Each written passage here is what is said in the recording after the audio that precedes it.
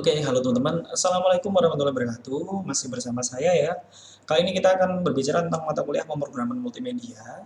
Jadi, goal dari mata kuliah ini sebenarnya teman-teman bisa memiliki kemampuan menghasilkan sebuah game sederhana, memahami konsep game design, kemudian terakhir adalah memiliki kemampuan sinematografi dasar. Ya. Oke, jadi sikap yang diperlukan gitu ya, dikarenakan di dalam mata kuliah ini kita banyak bicara tentang game dan juga sinematografi, secara otomatis kita akan diarahkan tentang bagaimana sikap dari seorang game designer dan juga sinematografer gitu ya. Adapun sikap yang minimal harus dimiliki teman-teman itu adalah bersikap positif dan juga optimis, kemudian berorientasi pada proses, dan yang terakhir adalah terus berlatih, berlatih, berlatih, dan berlatih. Dan untuk berlatih dan juga pengembangan diri, silakan cari mentor sebanyak-banyaknya dan juga tidak harus fanatik kepada satu mentor. Nah, jadi di sini dikarenakan kedua profesi tersebut berorientasi menghasilkan sebuah karya, secara otomatis sikap optimis dan latihan itu terus-menerus merupakan cara yang efektif untuk menghasilkan mahakarya. Sama halnya seperti gini loh. Saya memang bisa melakukan editing video, kemudian pengambilan gambar dan sebagainya. Cuma yang namanya kemampuan atau skill itu kalau tidak diasah itu akan tumbul. Begitupun juga dengan kemampuan uh, di pemrograman multimedia ini ya. Pada pertengahan semester kemarin teman-teman kan juga sudah diajarkan tentang bagaimana membuat sebuah game design, dan hasilnya cukup memuaskan ya untuk game desainnya. Buat teman-teman yang belum belajar tentang game design itu seperti apa dan pengen punya pengalaman membuat sebuah game design gitu ya, atau membuat sebuah game 3 dimensi, teman-teman bisa langsung cek di playlist dosen ini ya, ngobrolin tentang game gitu ya, atau berbicara tentang game gitu ya. Oke, lanjut. Kita perlu memahami pengetahuan fundamental tentang multimedia karena kita berbicara tentang pemrograman multimedia. Jadi multimedia itu adalah kombinasi dari beberapa bentuk elemen ya, dari teks, kemudian suara, gambar, animasi, dan juga video. Dan elemen multimedia ini ada 5 ya, teks, suara, gambar, animasi, video. Dan kuncinya, sesuatu itu dapat disebut multimedia jika di produk tersebut minimal terdiri dari 2 elemen multimedia. Yang namanya multi itu kan banyak ya, media. Nah, multimedia, banyak media. Nah, kalau saya berbicara teks ya, teks itu termasuk multimedia bukan? Jawabannya bukan, karena teks itu hanya satu elemen multimedia. Tetapi kalau ada teks, kemudian ada suara gitu ya, ada gambar, itu kan ada 3 elemen. Ada satu, teks, suara, gambar, itu maka mereka bisa disebut sebagai multimedia. Nah, oke, ini saya akan berikan contoh ya. Di sebelah kiri, kirinya teman-teman, ini kan ada ilustrasi sebuah gambar orang, kemudian ada tanda tanya gitu ya. Saya melihat atas adalah gambar orang yang bingung, ya kan? Di dalamnya hanya ada satu elemen. Elemen apa kira-kira? Iya, jawabannya adalah elemen gambar. Karena desainnya di sampel ini hanya ada satu elemen gambar, maka ini belum bisa dikatakan sebagai multimedia. Karena sekali lagi, multimedia minimal ada 2 elemen. Terus kemudian ini ada teks yang bertuliskan tarik sis gitu ya. Di tulisan ini kita lihat hanya ada satu elemen ya. Jadi satu elemen teks, dan bisa dikatakan bukan multimedia juga, termasuk monomedia. Sekali lagi, multimedia itu adalah minimal 2 elemen. Dan kemudian kita bisa melihat sampel yang ketiga. Di sini lebih berbicara tentang apa yang ada di dalam gambar tersebut ya. Jadi itu ada gambaran komputer, kemudian ada smartphone dan gadget ya.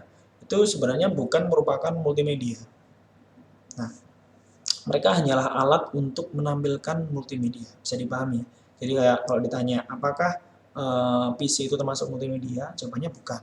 itu adalah alat untuk menampilkan multimedia. Bisa dipahami ya.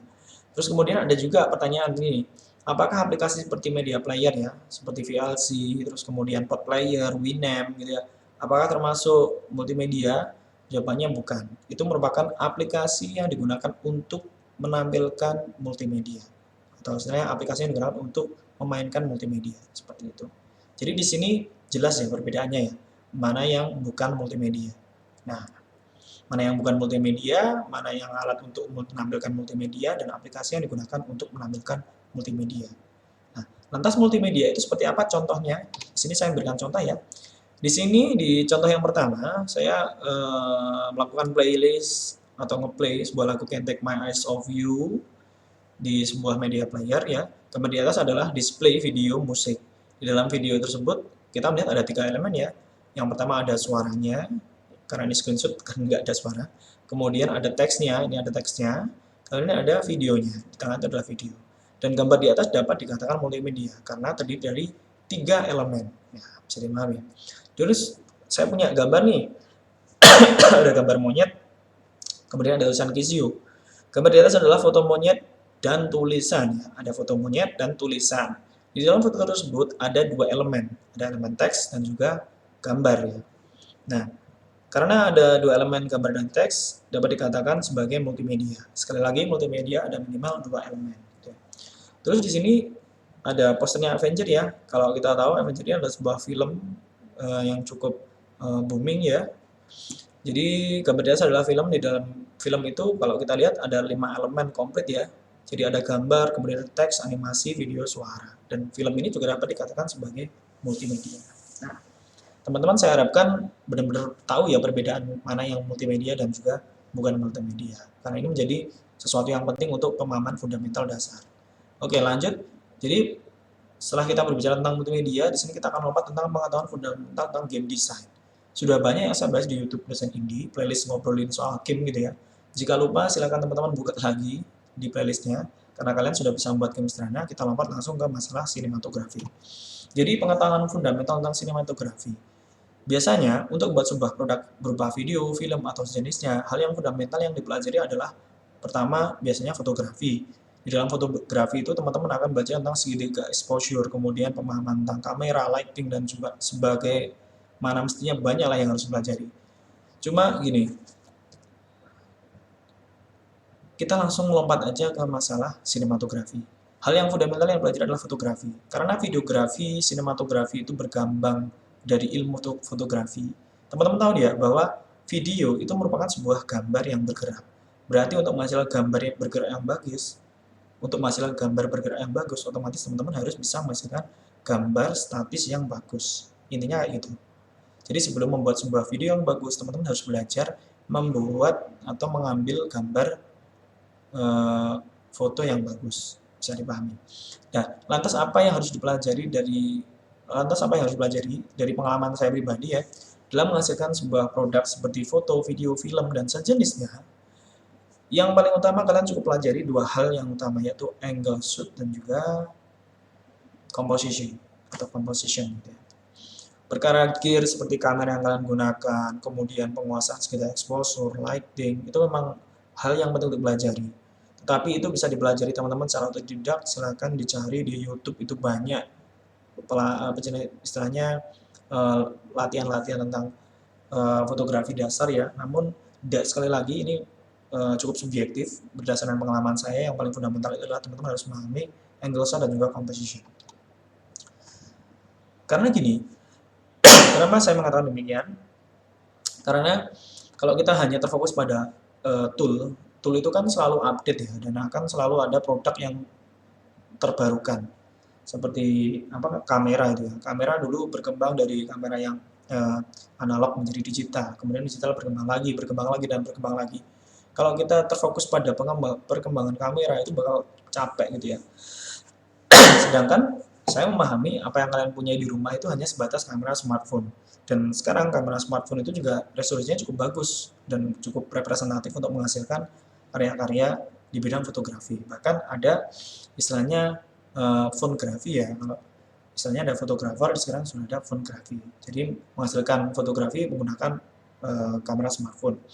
Nah, Di sini ada prinsip yang biasa saya pegang. Karyamu itu dilihat berdasarkan hasilnya, bukan seberapa mahal alat yang kamu pakai. Terus bukan seberapa update dan keren aplikasi editing yang kamu pakai. Sekali lagi, karya yang dilihat adalah karya, bukan alat, bukan istilahnya aplikasi yang kalian gunakan. Memang ini cukup pro dan kontra, tetapi untuk kepentingan belajar, teman-teman harus mulai berangkat dari hal seperti ini. Jadi tak masalah kalian tuh katakanlah punya kamera eh, jadul gitu ya, atau misalnya punya HP katakanlah jadul gitu ya.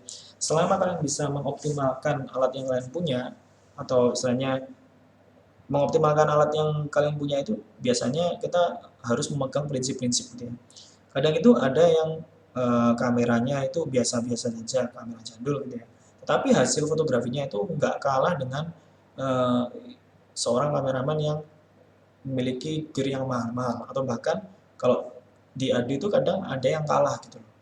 Jadi yang kameranya jadul ini karena dia experience-nya, pengalamannya banyak, dia lebih nyaman menggunakan tools kamera jadulnya, dia bisa menghasilkan banyak karya yang wow gitu ya. Dibandingkan seorang fotografer yang dia itu membeli alat yang baru dan dia belum paham tentang teknik, prinsip komposisi dan sebagainya, sampai dia angger jepret dan hasilnya ketika di compare ini akan berbeda gitu ya.